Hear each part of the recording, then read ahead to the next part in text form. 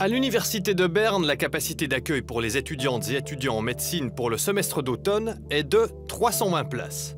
Nombre de préinscriptions à la date limite du 15 février, 1052. Par expérience, l'université s'attend à ce que 20 à 30% de ces gens ne se présentent finalement pas au test d'aptitude. Il resterait donc tout de même, disons, 800 candidates et candidats pour ces 320 places. Donc au final, beaucoup de déçus. L'Université de Berne pourrait-elle accueillir plus d'étudiantes et étudiants en médecine, comme le demande la motion acceptée mardi passé? Il n'est pas possible de répondre définitivement à cette question à l'heure actuelle. L'augmentation de la capacité d'accueil des étudiants et étudiantes dépend de nombreux facteurs liés aux ressources, finances, personnel, etc., qui doivent d'abord être clarifiés à différents niveaux. Au centre hospitalier Bienne, l'acceptation de la motion est accueillie plutôt tièdement par Daniel Genet, médecin-chef en médecine interne et professeur à l'Université de Genève. Alors je pense que c'est une idée simpliste que de dire on va augmenter le nombre d'étudiants en médecine, on aura plus de médecins à la fin. On aura plus de médecins à la fin, ça c'est sûr, mais en fait on n'aura pas ceux qu'on a besoin. Parce que, je vais vous dire quelque chose qui va vous surprendre, mais on a assez de médecins en Suisse. Ils ne sont juste pas dans la bonne spécialité. C'est-à-dire c'est le Far West. Quand vous avez fini vos études de médecine, vous pouvez choisir ce que vous voulez faire.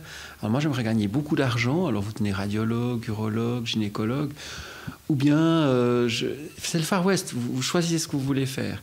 Et il y a beaucoup trop de spécialistes et il n'y a pas assez de généralistes. Du côté du Jura bernois, le directeur médical du réseau de l'Arc nous a donné son avis par écrit. Ses réponses ne débordent pas non plus d'enthousiasme. L'augmentation des capacités de formation permettra sans doute d'avoir un peu plus de médecins en Suisse, mais la mesure prendra plusieurs années et il faudra veiller à leur répartition dans les cantons. Et le temps presse puisque d'après l'étude de la FMH, un médecin sur 4 est âgé de 60 ans ou plus. Chez les généralistes, le taux de sexagénaire est encore plus élevé, presque 33%. Pour Daniel Genet, la solution pour lutter contre la pénurie qui s'annonce est de passer par l'introduction de quotas pour les spécialisations. Moi, je pense que chaque canton doit déterminer exactement combien il a besoin de généralistes, combien il a besoin de cardiologues, combien il a besoin d'urologues, combien il a besoin de gynécologues, et puis partir sur cette base-là, combien on en a besoin en Suisse. Ensuite, c'est au Conseil fédéral de légiférer et de dire, voilà, vous ne pouvez plus, vous autres médecins, à la fin de vos études de médecine, choisir.